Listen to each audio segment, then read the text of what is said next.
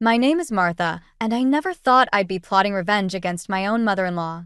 But here I am, staring at the chaos of my living room, wondering how it all came to this. Is this how you intend to raise Eli? Evelyn's voice dripped with disdain as she surveyed the disarray. The words cut deeper than I expected, igniting a fire I hadn't realized was there. I clutched my newborn son closer to my chest, willing myself to stay calm. Evelyn, I wasn't expecting you today. How nice of you to drop by. I managed, my tone barely concealing my irritation. Evelyn's perfectly manicured nails trailed along the dusty coffee table. Clearly, she sniffed. I thought I'd come see how my grandson is faring. Someone needs to ensure he's being properly cared for. The implication stung. I'd been up all night with a colicky baby, and housework was the least of my concerns. Eli is doing just fine, I said, my voice tight. We're still adjusting, but Adjusting? Evelyn interrupted, her eyebrows arching. My dear, it's been 2 months. Surely, you should have some semblance of order by now. When Simon was a baby, I had a strict routine in place within days. I bit my tongue, resisting the urge to point out that Simon had been a notoriously difficult child, according to his siblings. Instead, I forced a smile. We're finding our own way, Evelyn. Every baby is different. The front door opened, and Simon walked in, his eyes widening at the scene before him. Mom, what are you doing here? Evelyn's demeanor instantly softened. Simon, darling, I came to check on little Eli. I'm so glad you're home. Perhaps you can talk some sense into Martha about proper child rearing. Simon's gaze darted between us, his discomfort palpable. I'm sure Martha's doing a great job, Mom. She's a natural mother. I felt a flicker of gratitude, but it was quickly extinguished by Evelyn's next words. Natural? Look at this place, Simon. It's a pigsty. And Martha looks like she hasn't slept in days. Is this really the environment you want for your son? Simon's shoulders slumped. Mom, we're managing. It's not easy, but not easy. Evelyn scoffed. Of course it's not easy. But that's no excuse for neglect. Neglect? I couldn't hold back any longer. How dare you accuse me of neglecting my child? I have been up every 2 hours feeding him, changing him, loving him. Just because the house isn't spotless doesn't mean Martha, Simon cut in, his voice pleading. Mom's just trying to help. Maybe we could use some advice. I stared at him, incredulous. Advice? Simon, your mother just waltzed in here uninvited and started criticizing everything. That's not advice, that's an attack. Evelyn placed a hand on Simon's arm. You see how she overreacts?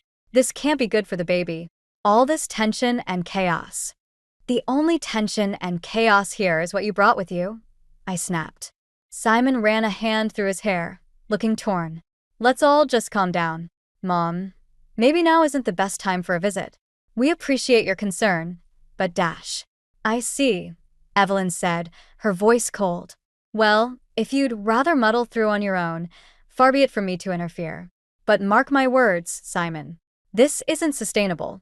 Something will have to change. As she swept out of the house, I caught a glimpse of something in her eyes that sent a chill down my spine. It wasn't just disapproval or concern. It was calculation. Simon sighed heavily as the door closed behind her. I'm sorry, Martha. You know how she can be. I looked at him, really looked at him, and saw the conflict etched on his face. In that moment, I realized this was more than just an overbearing mother-in-law. This was the beginning of a war, and I wasn't sure whose side my husband was on. Simon, I said quietly, we need to talk about your mother. And about us. Little did I know, that conversation would set in motion a chain of events that would change our lives forever. The days following Evelyn's visit were a blur of sleepless nights and tense silences. Simon and I tiptoed around each other, the weight of unspoken words hanging heavy between us. Eli's cries seemed to echo through the house, a constant reminder of the stakes in this unfolding drama. One afternoon, as I folded laundry with Eli napping nearby, Simon's phone buzzed on the coffee table. I glanced at it, my heart sinking when I saw Evelyn's name on the screen. Simon snatched it up, his eyes darting to me guiltily. It's just Mom, he muttered, retreating to the bedroom. I stood there, a tiny onesie clutched in my hands, feeling more alone than ever. The seed of doubt Evelyn had planted was taking root, growing with each hushed phone call and evasive glance from my husband. Later that night, I confronted Simon. "We need to talk about your mother," I said, my voice steadier than I felt. Simon sighed, running a hand through his hair. "Martha, please. Can't we just let it go?" "Let it go?" I echoed, incredulous. "Simon, she came into our home and accused me of neglecting our son. And you just stood there." "What was I supposed to do?" he snapped. "She's my mother, Martha. You can't expect me to choose sides." "I expect you to stand up for your wife and child," I retorted, my anger rising. "Or is that too much to ask?" Simon's face softened. "Of course not. I love you and Eli more than anything. It's just complicated with Mom." I shook my head, fighting back tears. "It shouldn't be complicated, Simon. We're your family now." He reached for me, but I stepped back. "I need some air," I mumbled, grabbing my coat. As I walked through the quiet neighborhood, my mind raced. Was I overreacting? Was Evelyn right about me? The doubts gnawed at me, threatening to overwhelm the fierce love I felt for my son. My phone buzzed, and I saw a message from my friend Clara. "How are you holding up, Mama? Coffee tomorrow?" I texted back a quick affirmative, grateful for the lifeline. Clara had been my rock since Eli was born, offering support without judgment. The next morning, as I nursed Eli, I heard Simon's muffled voice from the study. Curiosity got the better of me, and I crept closer, straining to hear. "I know, Mom," Simon was saying, his tone weary. "But Martha's trying her best. We can't just—" There was a pause, and then Simon's voice dropped even lower. "That's not an option. We'll figure it out ourselves." My blood ran cold. What wasn't an option? What were they planning? I retreated to the nursery, my mind whirling. When Simon emerged, I pretended to be absorbed in changing Eli's diaper. "I'm heading out," Simon said, not quite meeting my eyes. "Work stuff. I'll be back for dinner." I nodded, not trusting myself to speak. As soon as the door closed behind him, I grabbed my phone and texted Clara. "Change of plans. Can you come over? It's urgent." Clara arrived within the hour, her face etched with concern. "Martha, what's going on? You look terrible." I poured out everything: Evelyn's visit, Simon's behavior, and the overheard conversation. Clara listened intently, her expression darkening. "Martha," she said slowly, "I hate to say this, but it sounds like Evelyn might be plotting something. And Simon, he might be caught in the middle." I nodded, the reality of the situation hitting me full force. "What do I do, Clara?" "I can't lose Eli." "I won't." Clara squeezed my hand. "We'll figure this out together. First, we need to find out exactly what Evelyn's up to. And then we fight back." As I looked at my sleeping son, a fierce determination welled up inside me. Evelyn had no idea who she was messing with. I was a mother now, and I would do whatever it took to protect my child. Little did I know, the battle ahead would test every ounce of strength I possessed and reveal sides of myself I never knew existed. The morning sun filtered through the nursery curtains as I rocked Eli, my mind racing with plans and fears. Clara's words echoed in my head. "We need to find out exactly what Evelyn's up to." I kissed Eli's forehead, steeling myself for what I knew I had to do. As soon as Simon left for work, I began my search. I combed through drawers, rifled through files, and scoured every inch of our home office. Just as I was about to give up, my hand brushed against something behind Simon's desk drawer. A letter, hidden away. With trembling fingers, I unfolded it. The elegant script was unmistakably Evelyn's. "My dearest Simon, I hope you've given serious thought to our discussion. Martha's instability and clear inability to care for Eli properly leave us with no choice. I've spoken with my lawyer, and he assures me we have a strong case for custody. With your support, we can ensure Eli has the upbringing he deserves. Remember, darling, sometimes we must be cruel to be kind. Martha will understand in time that this is best for everyone. All my love, Mother." The world tilted on its axis. I stumbled back, clutching the letter to my chest, while rising in my throat. How could Simon even consider this? How long had they been planning to take my baby away? I don't remember dialing Clara's number, but suddenly her voice was in my ear, calm and steady. "Martha? What's wrong? They're trying to take Eli, I choked out. Evelyn and Simon. They want custody. Clara, I can't. I can't lose him. Listen to me, Clara said firmly. Pack a bag. Get Eli's things. Come to my place right now. We'll figure this out together, I promise. In a daze, I threw clothes and diapers into a suitcase, gathered Eli's essentials, and fled the house that no longer felt like home. Clara was waiting at her door, arms open.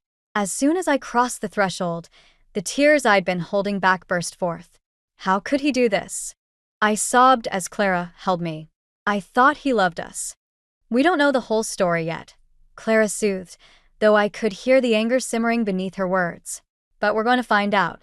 And we're going to fight this, Martha. You're not alone.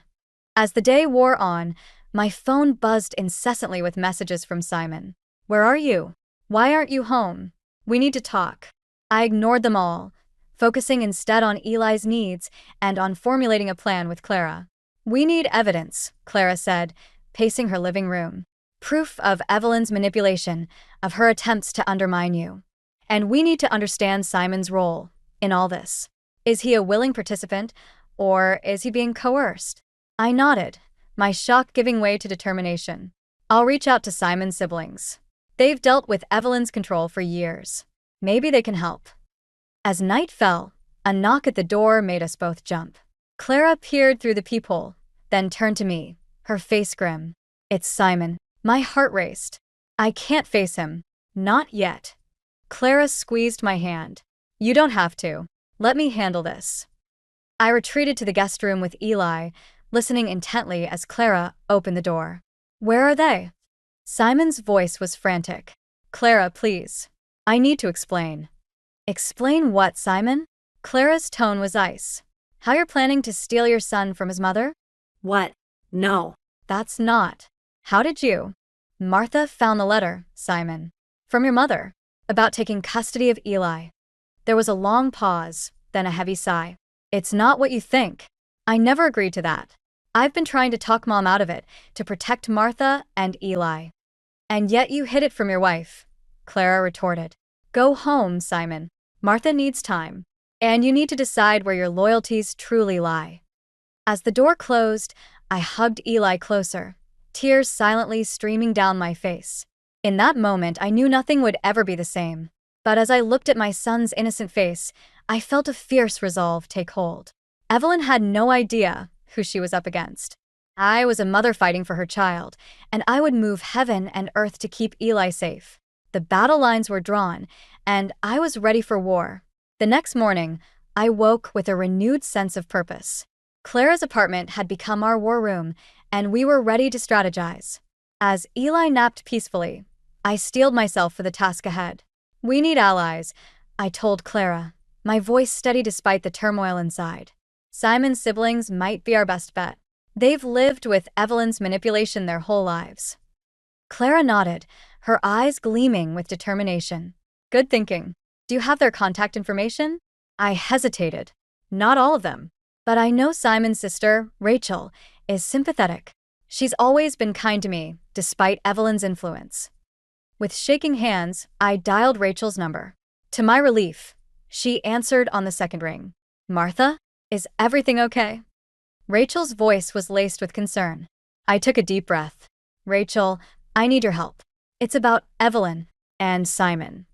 Over the next hour, I poured out the whole story, Evelyn's criticisms, Simon's complicity, and the shocking custody letter. Rachel listened in stunned silence. Oh, Martha, she finally breathed.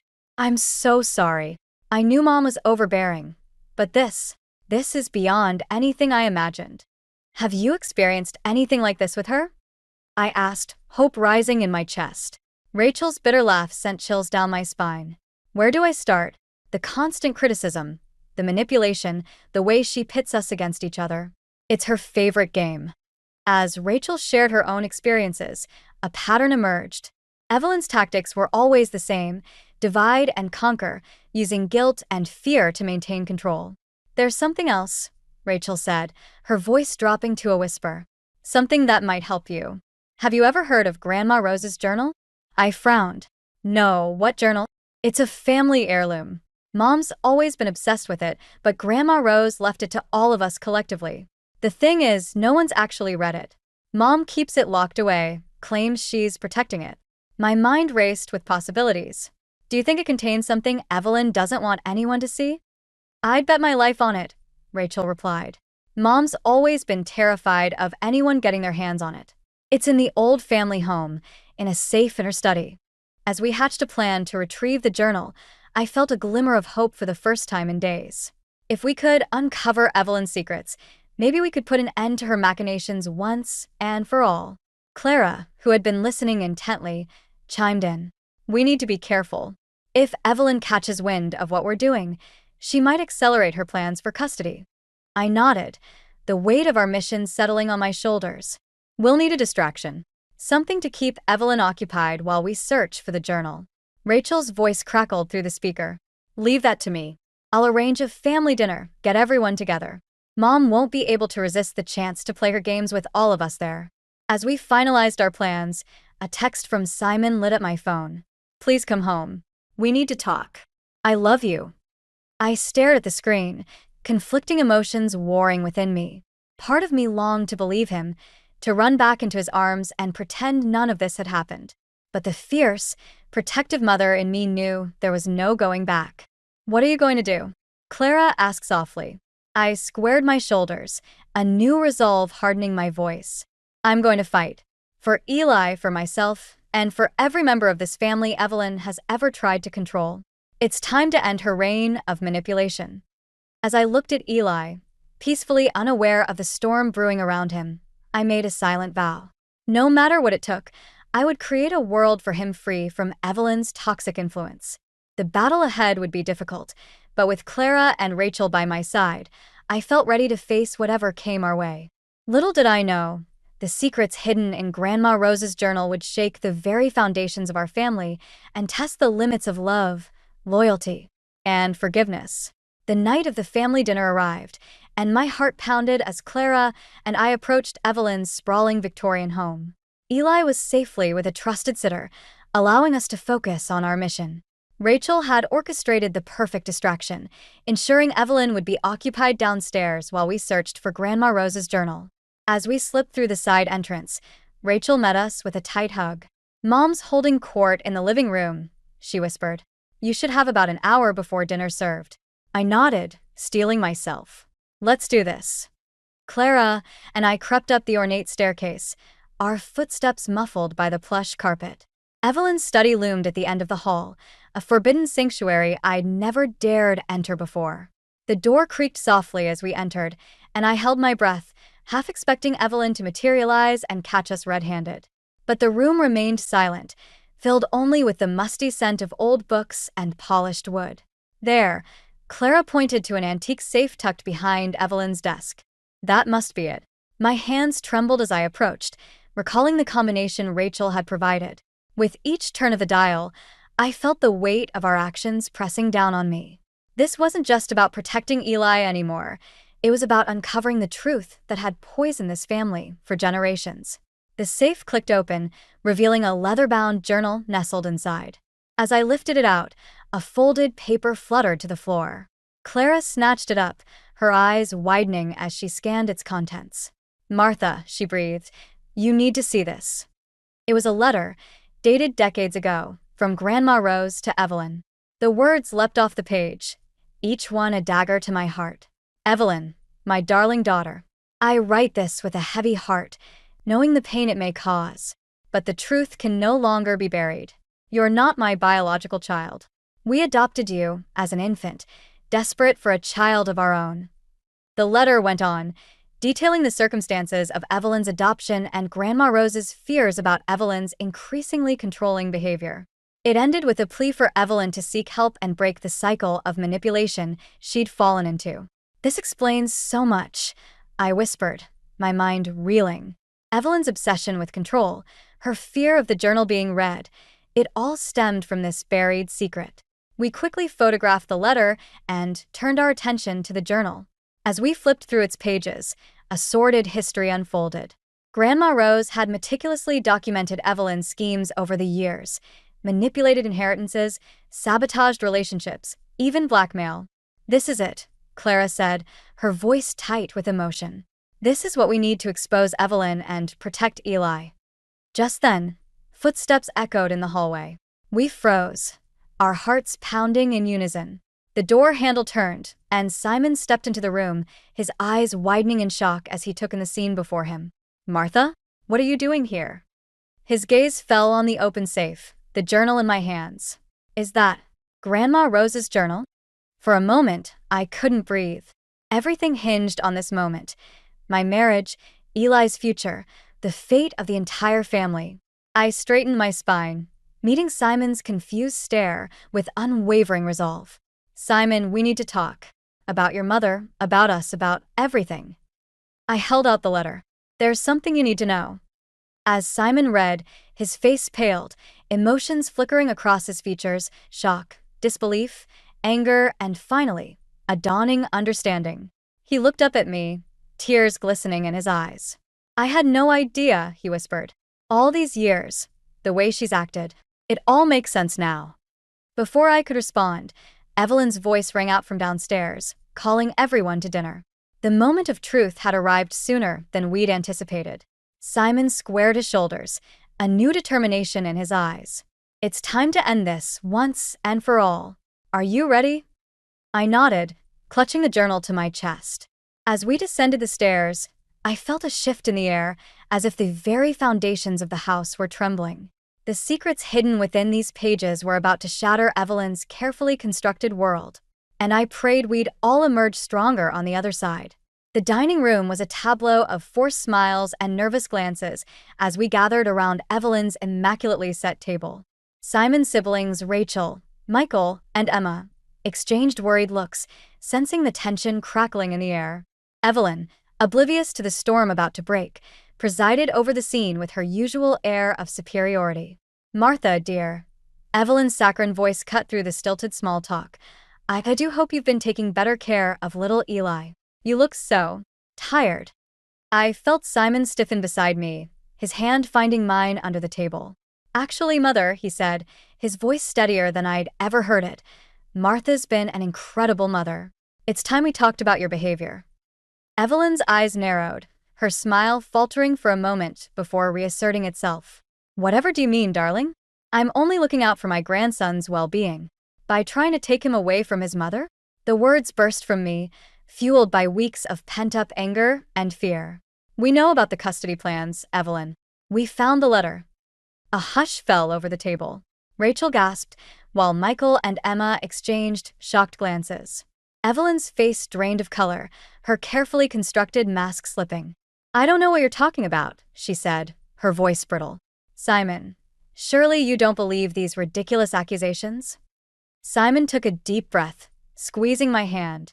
It's true, Mother. I've seen the letter, but that's not all we found. With trembling hands, I placed Grandma Rose's journal on the table. Evelyn's eyes widened in recognition, a flicker of fear crossing her face.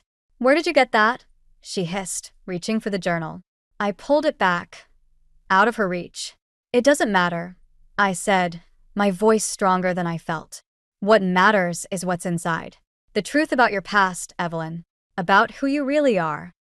As I began to read from the journal, recounting Evelyn's adoption and subsequent manipulations, the room fell into a stunned silence. Evelyn's siblings listened in horror as years of lies and schemes were laid bare. You went through my private things. Evelyn sputtered, her composure crumbling. How dare you? How dare we? Simon's voice rose, years of suppressed anger finally breaking free. How dare you, Mother? You've manipulated and controlled this family for decades. You tried to take my son away from his mother. And for what?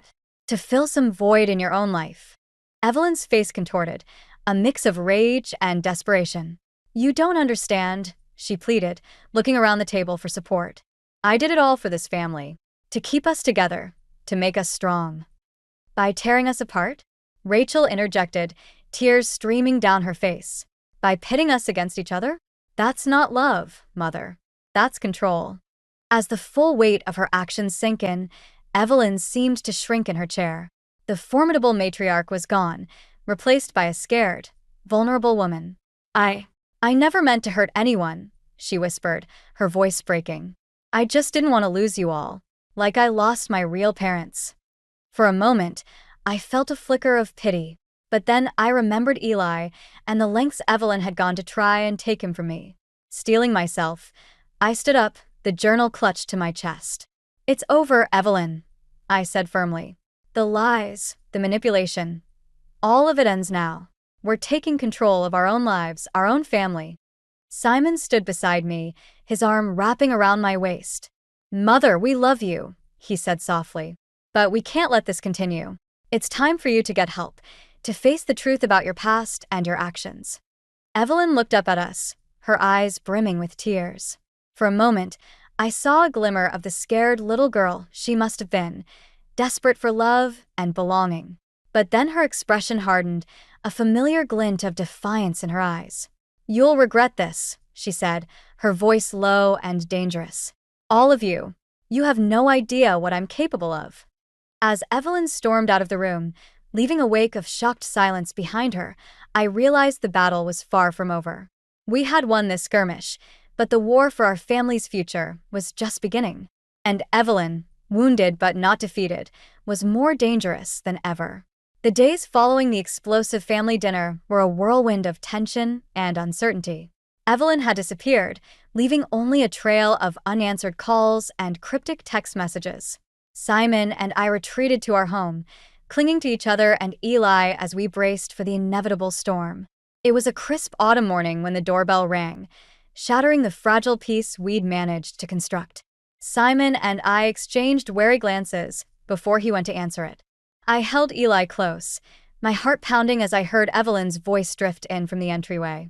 Simon, darling, we need to talk. Alone.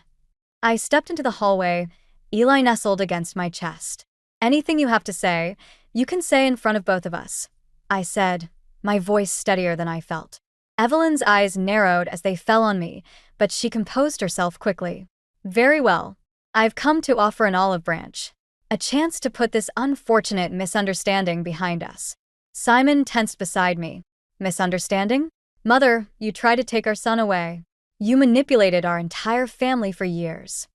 I did what I thought was best, Evelyn insisted, her voice taking on a pleading tone. Can't you see that? Everything I've done has been for this family. I felt a surge of anger rise within me. No, Evelyn. Everything you've done has been for yourself. To maintain control, to fill the void left by your own insecurities. Evelyn's facade cracked, revealing a flash of the desperation I'd glimpsed at the dinner. You don't understand. None of you do. I can't lose this family. I won't. She reached into her purse, pulling out a thick envelope. I have connections, influence. I can make things very difficult for you both if you insist on pursuing this course of action. Simon stepped forward, placing himself between Evelyn and us. Are you threatening us, Mother? I'm offering you a choice, Evelyn said, her voice cold. Drop this nonsense about the journal, agree to shared custody of Eli, and we can all move forward as a family. Refuse and, well, I'm sure you'd hate for certain information about your past indiscretions to come to light, Simon. I felt Simon stiffen, and for a heart-stopping moment, I feared he might waver. But then he straightened, his voice firm as he addressed his mother. No more, Mother. No more threats, no more manipulation. It ends here. Evelyn's eyes widened in disbelief. Simon, think about what you're saying. Everything I've done for you. For this family. No, Simon said, his voice breaking slightly. You did it for yourself. To control us. To fill some void in your own life. But we're not your pawns, Mother. We're your family. And if you can't see that, if you can't accept us as we are, then you leave us no choice. He turned to me, his eyes filled with a mixture of pain and resolve. Martha, I'm so sorry for ever doubting you, for not standing up to her sooner. Can you forgive me? Tears welled in my eyes as I nodded, shifting Eli to one arm so I could take Simon's hand. Together, we faced Evelyn, presenting a united front. This is your last chance, Mother, Simon said softly. Get help. Deal with your past, with your need for control. If you do, there might be a place for you in our lives. But if you continue down this path, if you try to come between us and our son again, We'll have no choice but to cut you out of our lives completely." Evelyn stared at us, her face a mask of shock and fury. For a moment, I thought she might lash out, might make good on her threats. But then, something in her seemed to crumble. The formidable matriarch we'd known all these years vanished, leaving behind a small, frightened woman. I don't know how to be any other way," she whispered, her voice barely audible. "Then learn," I said, surprising myself with the compassion in my voice.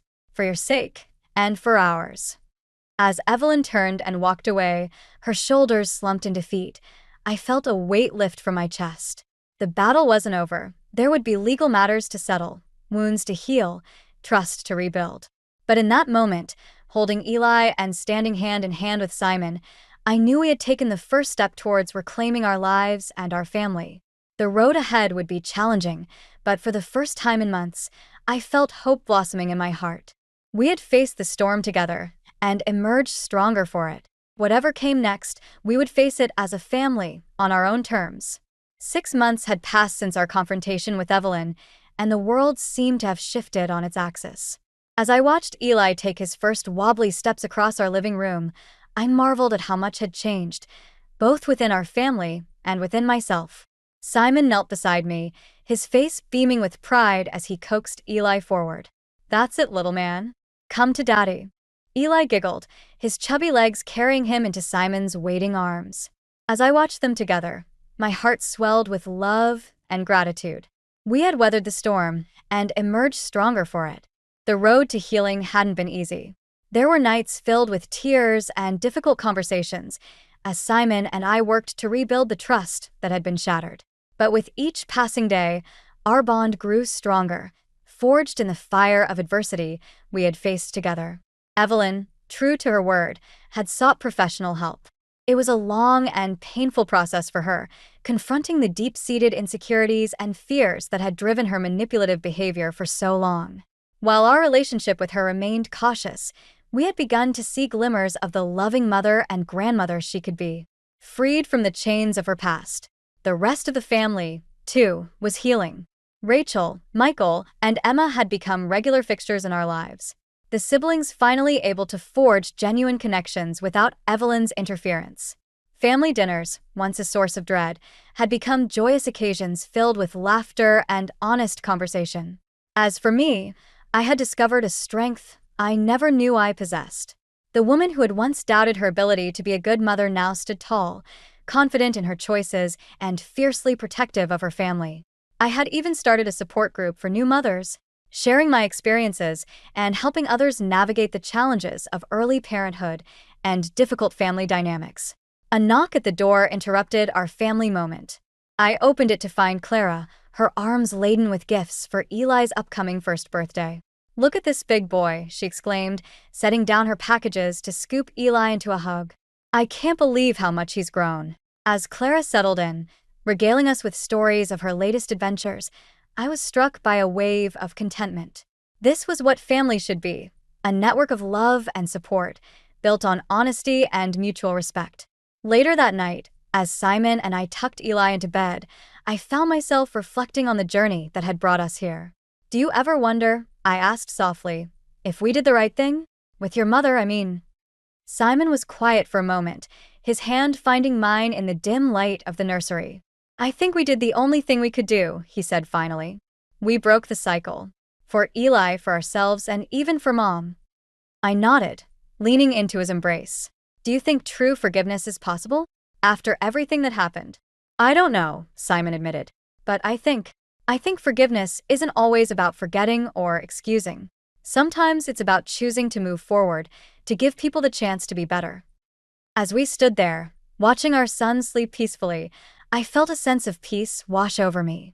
We had faced our demons, confronted the painful truths that had threatened to tear us apart, and emerged on the other side, battered, perhaps, but unbroken. The future stretched out before us, full of promise and possibility. There would be challenges ahead, of course. Parenthood and family life were never without their trials. But I knew now that we had the strength to face whatever came our way, together. As I drifted off to sleep that night, Eli's soft breathing a comforting rhythm in the background, I found myself pondering one last question. In the intricate web of family relationships, where does one draw the line between loyalty and self-preservation? Between forgiveness and protecting oneself from further harm? Perhaps I realized there was no universal answer. Each family, each individual, must find their own path through the tangled emotions of love, hurt, and healing. Our journey had taught me that true strength lies not in never falling, but in rising every time we fall, and in having the courage to redefine our relationships on our own terms. With that thought, I closed my eyes, ready to embrace whatever new adventures tomorrow might bring. The storm had passed, and a new dawn had broken, not just for our little family, but for all of us who had learned to stand tall in the face of adversity and to find the light even in the darkest of times.